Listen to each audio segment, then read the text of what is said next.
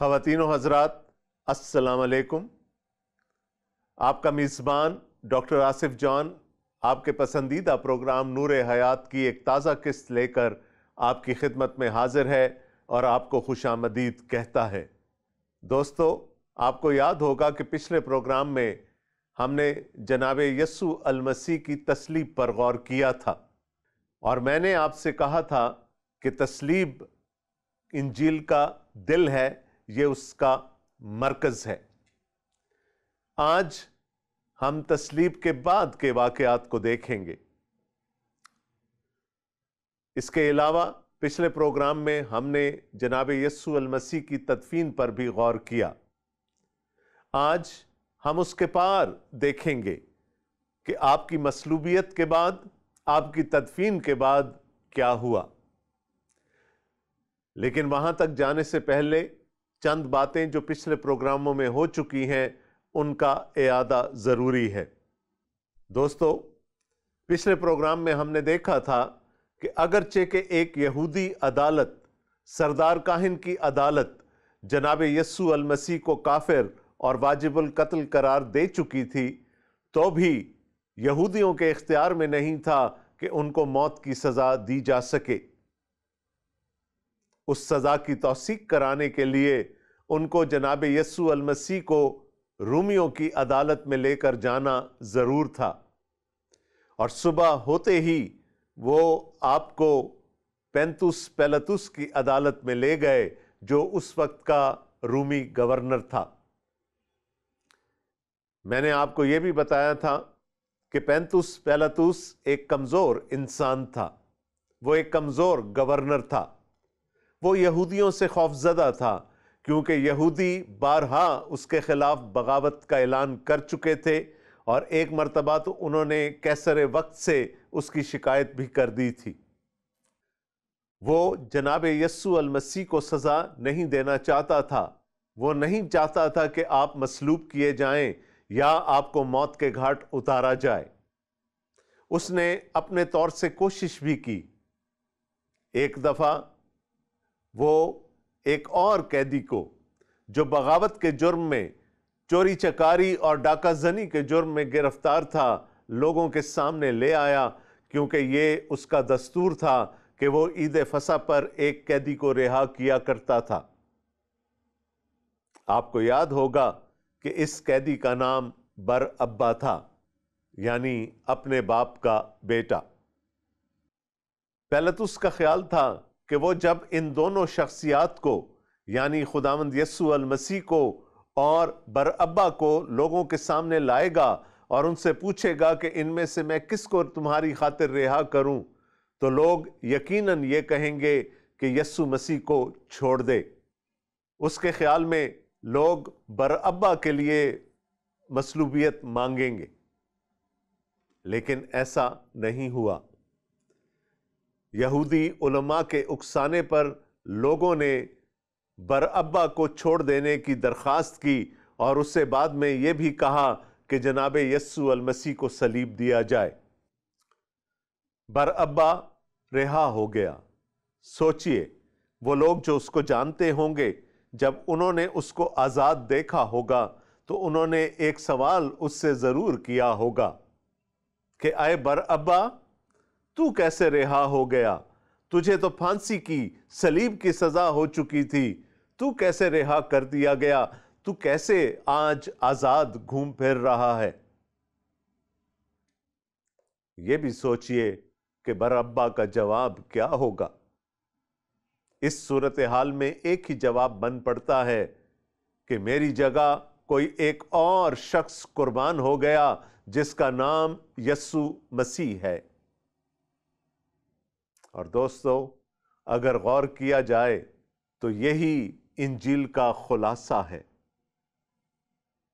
ایک شخص جو گناہگار ہے، ایک شخص جو باغی ہے، وہ رہا ہو گیا، وہ مخلصی پا گیا، وہ نجات پا گیا۔ لیکن اس کی جگہ ایک شخص جو بے گناہ تھا، جس کے اندر کوئی گناہ یا قصور نہیں تھا، وہ سولی چڑھا دیا گیا۔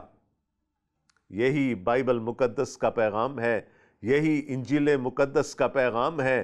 خدا تعالیٰ نے یہ مقرر کر دیا تھا کہ عوضی قربان ہوگا جس کے وسیلے سے وہ جو گناہ کی دلدل میں دھنسے ہوئے ہیں نجات پا جائیں گے۔ جناب مرقس نے اس بات کا اشارہ اپنے انجیلی بیان کے پہلے باب میں ہی کر دیا تھا۔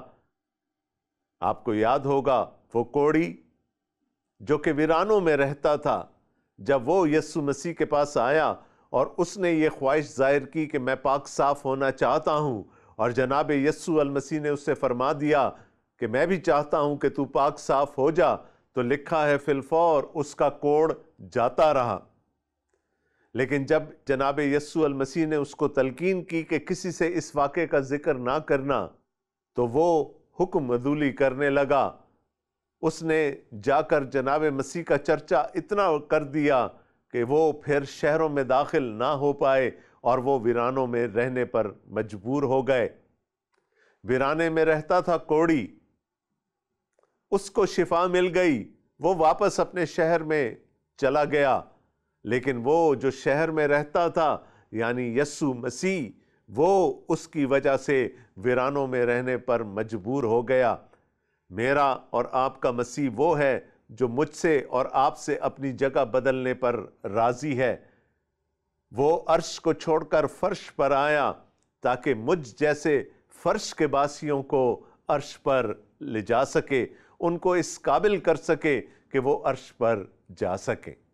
برابا چھوڑ دیا گیا، لیکن اس کی سزا جناب یسوع المسیح کو بھگتنی پڑی، اس کی صلیب جناب یسوع المسیح کو اٹھانی پڑی۔ اور کتنا خوبصورت ہے میرا اور آپ کا مسیحا، وہ میرے اور آپ کی خاطر یہ کرنے پر بھی تیار ہے۔ خیر، قصہ مختصر، جناب یسوع المسیح مصلوب کر دیے گئے۔ عین اس قاعدے اور ضابطے کے مطابق جو مروجہ تھا ان کو صلیب دی گئی۔ ان کے ارد گرد دو باغیوں کو، دو رہزنوں کو بھی صلیب دی گئی۔ لوگ ٹھٹھا بازی کرنے لگے، کون صلیب سے جھولتے ہوئے ایک انسان کو اپنا مسیحا ماننے پر تیار ہوگا؟ اور یہی کچھ ہم نے وہاں پر بھی دیکھا۔ اور پھر وہ وقت آیا کہ جب جناب یسوع المسیح نے صلیب پر اپنی جان دے دی، اور اس وقت ایک حیرتناک واقعہ وقوع پذیر ہوا۔ ہیکل کا پردہ اوپر سے نیچے تک دو لخت ہو گیا۔ خدا تعالیٰ تک رسائی جو پہلے ممکن نہ تھی ایک عام انسان کے لیے، سردار کاہن، اور وہ بھی صرف سال میں ایک دفعہ خدا کی حضوری میں جاتا تھا، وہ پردہ چاک ہو گیا، وہ راستہ کھل گیا۔ ہم جیسے انسانوں کو خدا تک رسائی کا راستہ مل گیا۔ اس کے بعد ہم نے ایک کردار کو دیکھا جس نے جا کر پینتوس پیلاطس سے یسوع کی لاش مانگی تاکہ اس کو کفنایا اور دفنایا جا سکے۔ یاد رکھیے گا کہ اب سبت شروع ہونے میں چند گھنٹے باقی رہ گئے ہیں، اور یوسف کو انہی چند گھنٹوں میں یسوع مسیح کی تدفین کرنا تھی۔ اس نے دستور کے مطابق آپ کے جسم مبارک کو ایک مہین کپڑے میں لپیٹا، اور اس وقت کے دستور کے مطابق اس نے تقریباً 50 سیر مسالے جناب یسوع المسیح کے بدن پر لگائے اور ان کو اپنی قبر میں رکھا، وہ قبر جو اس نے اپنے لیے کھدوائی تھی۔ اور یہ قبر ویسی نہیں تھی جیسی میں اور آپ دیکھتے ہیں، یہ قبر چٹان کھود کر بنائی گئی تھی جس میں لاش کو رکھنے کے لیے شیلف بنایا گیا تھا۔ تدفین مکمل ہو گئی، قبر کے دھانے پر ایک پتھر لڑکا کر رکھ دیا گیا تاکہ کوئی جانور آ کر لاش کی بے حرمتی نہ کرنے پائے۔ اور اس سارے وقت میں چند عورتیں جن کے نام ہمیں جناب مرقس بتاتے ہیں، وہ یسوع کے ساتھ ساتھ رہیں۔ یہ گلیل میں بھی یسوع کے پیچھے چلا کرتی تھیں، اور یہ یسوع کی صلیب کے وقت بھی صلیب کے عین پاس کھڑی تھیں۔ اور جب انہوں نے دیکھا کہ ایک اجنبی شخص جس کو وہ نہیں جانتی تھی وہ اپنے ساتھیوں کے ساتھ جناب یسوع المسیح کی لاش اٹھا کر لے گیا تو یہ پیچھا کرتے کرتے اس مقام تک آئیں جہاں پر یسوع کو دفنایا گیا تھا، تاکہ وہ دیکھ سکیں کہ ان کے مالک کو کہاں رکھا گیا ہے۔ ساتھیو، آئیے دیکھیں کہ اب آگے کیا ہوا، اور اس کے لیے میں آج تلاوت کروں گا جناب مرقس کا انجیلی بیان، اس کا 16واں یعنی آخری باب اور اس کی پہلی 8 آیات۔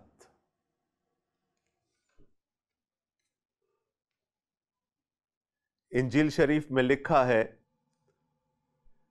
جب سبت کا دن گزر گیا تو مریم مگدلینی اور یعقوب کی ماں مریم اور سلومی نے خوشبودار چیزیں مول لیں تاکہ آ کر اس پر ملیں۔ وہ ہفتے کے پہلے دن بہت سویرے جب سورج نکلا ہی تھا قبر پر آئیں اور آپس میں کہتی تھیں کہ ہمارے لیے پتھر کو قبر کے منہ پر سے کون لڑکائے گا۔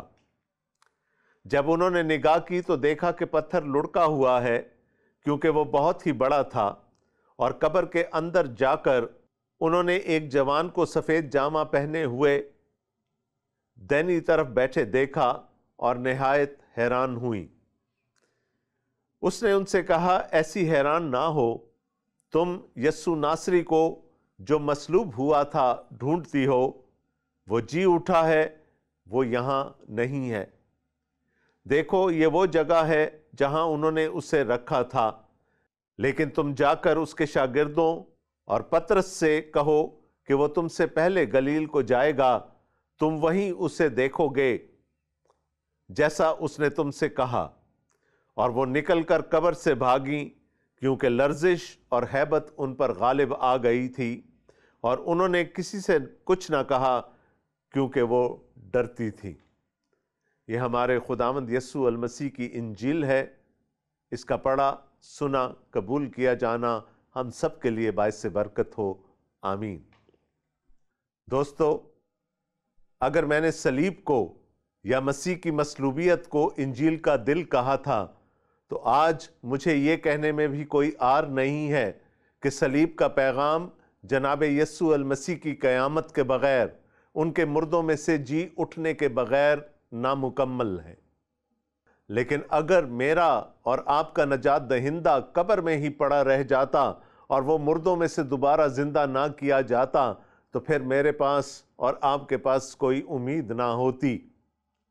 آج ہمارے پاس ایک زندہ امید ہے کہ جیسے ہمارا مسیحا، جیسے ہمارا خداوند، جیسے ہمارا مالک مردوں میں سے دوبارہ زندہ کر دیا گیا، اسی طرح ایک روز ہماری بھی قیامت ہوگی، ہم بھی اسی طرح سے مردوں میں سے دوبارہ زندہ کیے جائیں گے تاکہ اس کے ساتھ ابدی زندگی میں داخل ہو سکیں۔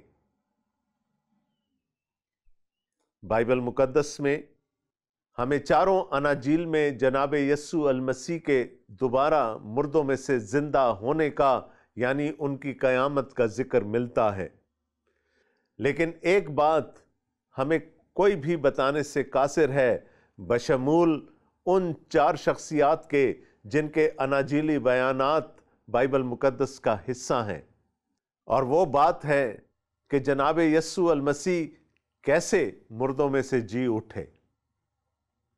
اس بات کا کوئی گواہ نہیں، کسی شخص نے اس واقعے کو اپنی آنکھوں سے ہوتے ہوئے نہیں دیکھا۔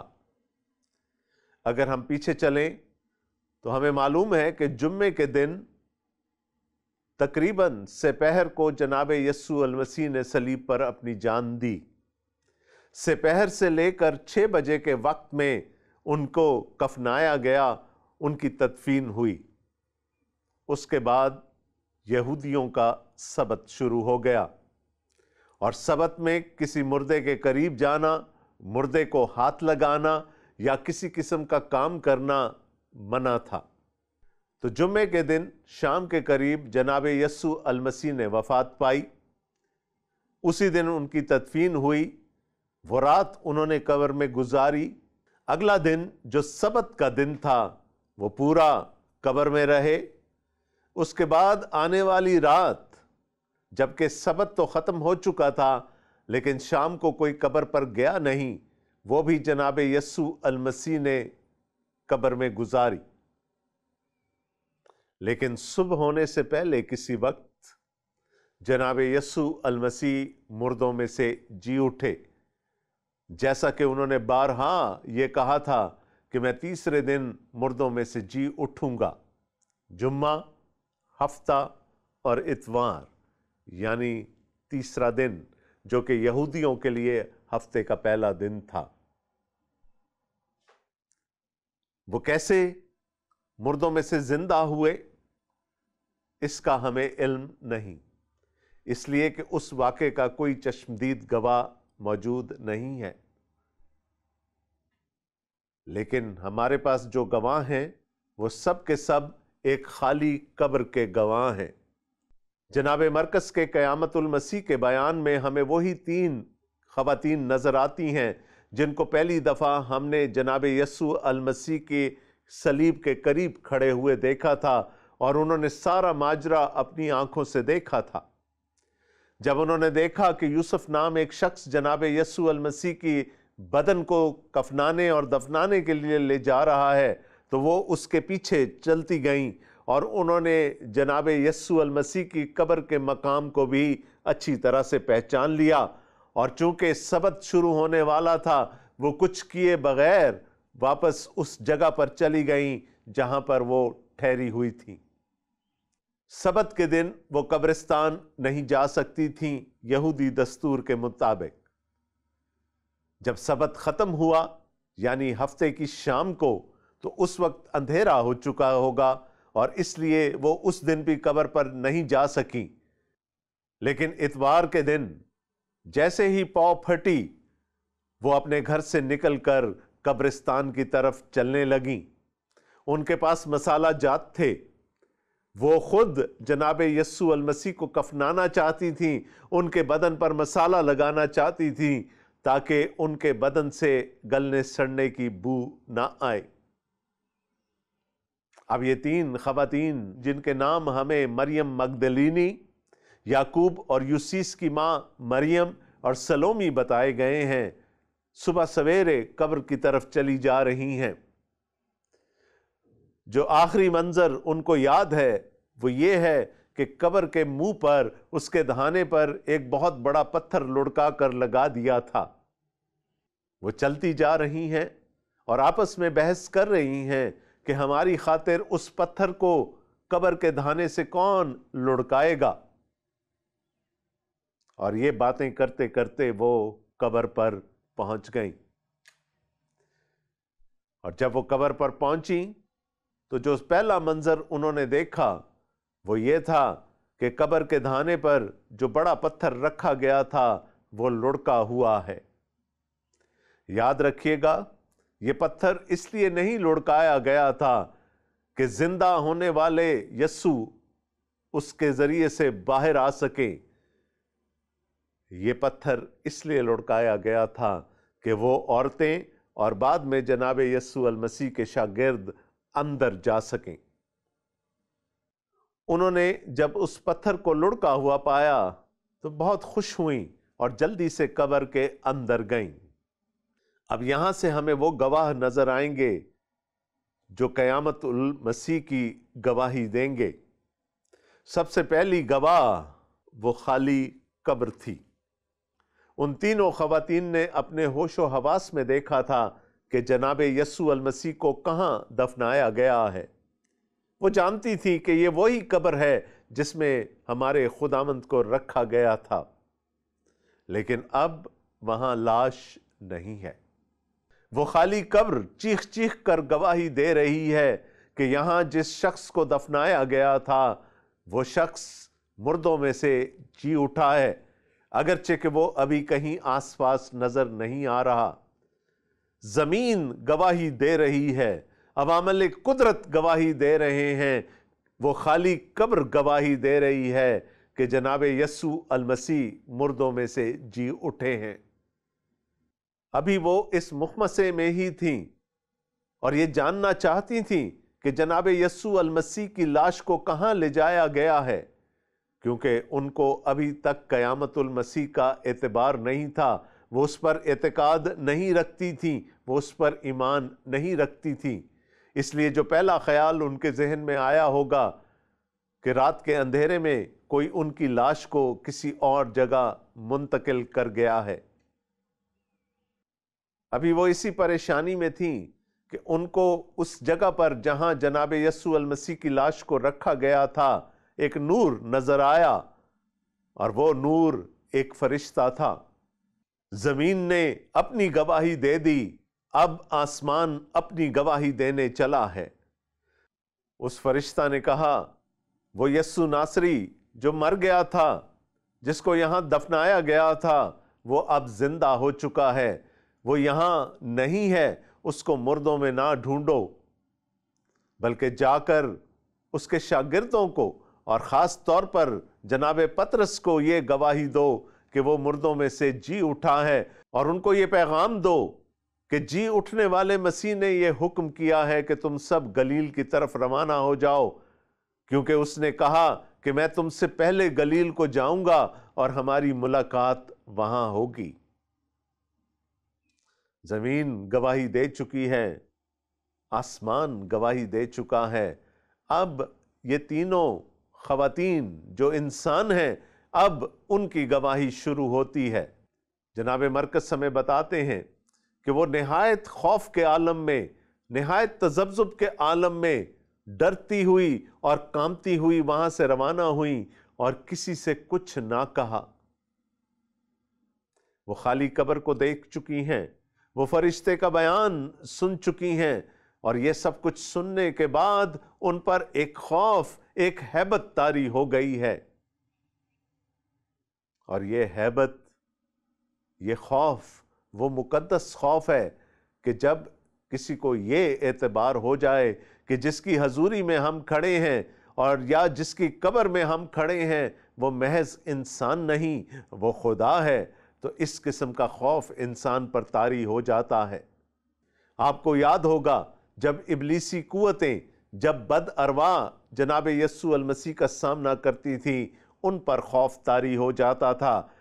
جناب یسوع المسیح نے چڑھتے طوفان کو روک دیا تو ان کے شاگردوں پر خوف طاری ہو گیا، ہیبت طاری ہو گئی، ڈر گئے اور ایک دوسرے سے پوچھنے لگے، یہ کون ہے جس کا حکم ہوا اور پانی بھی مانتے ہیں؟ جہاں الہی موجودگی ہوگی، جہاں الہی معموری ہوگی، وہاں خوف ہوگا، وہاں ڈر ہوگا، وہاں ہیبت ہوگی۔ تین گواہ جناب یسوع المسیح کی قیامت کے ہمارے سامنے آ چکے ہیں، اور میں نے آپ سے پہلے بھی کہا تھا کہ قیامت المسیح کے بغیر صلیب کا پیغام، انجیل کا پیغام ادھورا ہے۔ جناب یسوع المسیح کا قبر پر اور موت پر فتح پانا ہم سب کو ایک نوید دیتا ہے، ہم سب کو ایک امید دیتا ہے۔ دوستو، یہاں پر جناب مرقس کے انجیلی بیان کا خاتمہ ہو جاتا ہے۔ اب آپ مجھ سے سوال کریں گے یہ کیسے ممکن ہے، کیونکہ ابھی تو اس باب کی اور اس انجیل کی 12 آیات باقی ہیں۔ تو اس کا چھوٹا سا جواب یہ ہے کہ وہ 12 آیات جناب مرقس کی تحریر کردہ نہیں ہیں، وہ جو نہایت ہی پرانے نسخے ہیں مرقس کی انجیل کے، ان کا حصہ نہیں تھیں۔ یہ 12 آیات بعد میں انجیل کا حصہ بنی۔ اب یہ کیسے ہوا، اس پر ہم اگلے پروگرام میں بات کریں گے، لیکن چونکہ اب یہ خدا کے کلام کا حصہ ہیں، ہم ان پر بھی ایمان رکھتے ہیں۔ دوستو، آج کا پروگرام ختم ہوا۔ آج ہم نے تاریخ کے اس نہایت بڑے واقعے پر غور کیا جہاں پر ایک شخص جس کو صلیب دی گئی، جو صلیب پر اپنی جان دے چکا، جس کو کفنایا گیا، دفنایا گیا، وہی شخص تیسرے دن مردوں میں سے جی اٹھا، اور اس کے جی اٹھنے کے بہت سارے گواہ موجود ہیں۔ یہ کیسا شخص ہے؟ یہ کیسا شخص ہے جس پر موت اپنا اختیار ثابت نہ کر سکی، جس پر قبر اپنا اختیار ثابت نہ کر سکی۔ سوچئے گا یہ کون شخص ہے جس کی وجہ سے گناہگار تو چھوٹ جاتا ہے لیکن وہ خود صلیب پر چڑھ جاتا ہے۔